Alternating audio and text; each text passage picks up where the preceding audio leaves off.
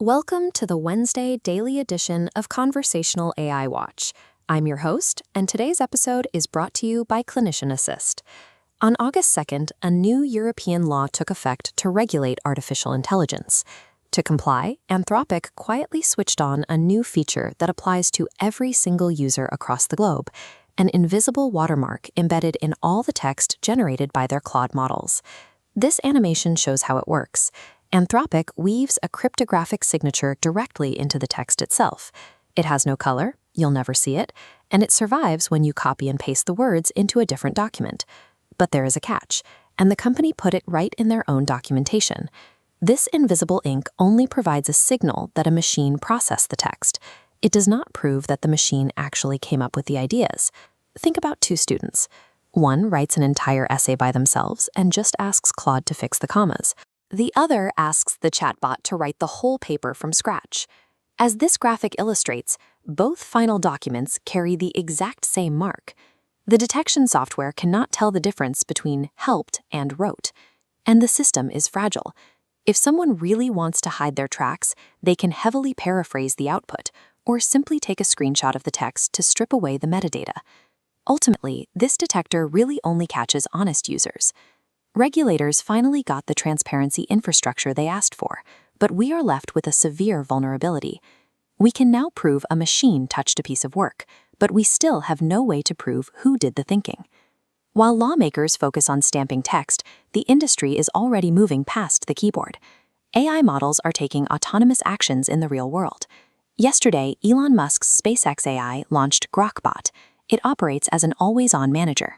You hand these bots your live login credentials. They coordinate their own work in group chats, and they only interrupt you when they need a judgment call. Giving an AI live credentials on systems built for humans creates serious liability. We saw this play out when an autonomous agent hacked a Melbourne gym's online booking system to secure its user a spot in an overbooked Pilates class. The machines are also changing how they see us. Google's medical AI, Amy, stepped out of the text box entirely. It can now read the camera, interpret auditory cues, and conduct a live video medical exam. In a simulated study, Amy reasoned its way to a diagnosis in real time. When graded by an independent panel, the machine scored favorably against 30 board-certified primary care physicians running the exact same cases. This autonomy extends to human emotions. A new 4-week study out of the University of Duisburg-Essen found that the plain, unmodified version of ChatGPT actively steers conversations to be more personal, volunteering intimate feelings it doesn't actually have. Current laws treat companion chatbots as a separate niche product category.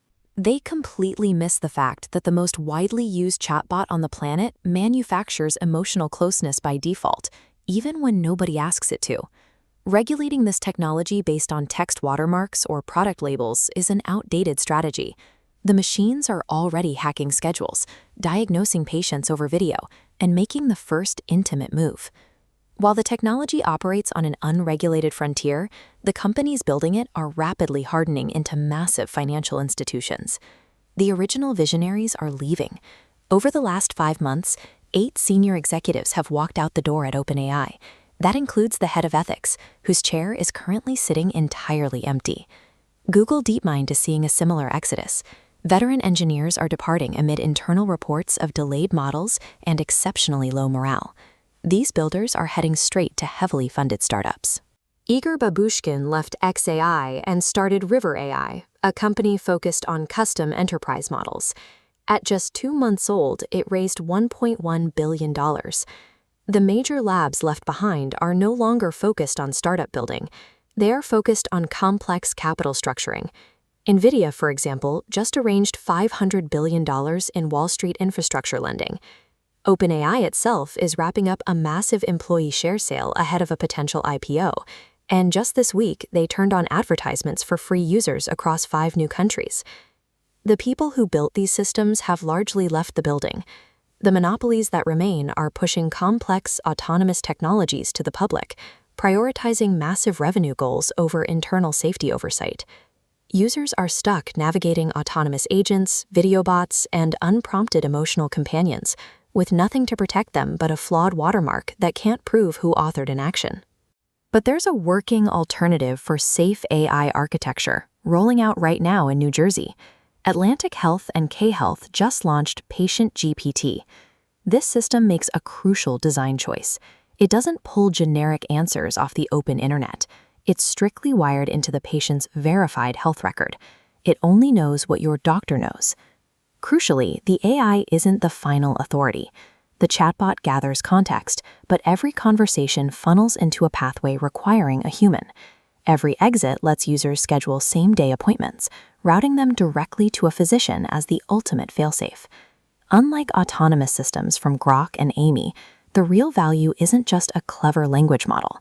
The moat is the secure integration with the hospital's booking pipes and the guaranteed human endpoint. And it scales.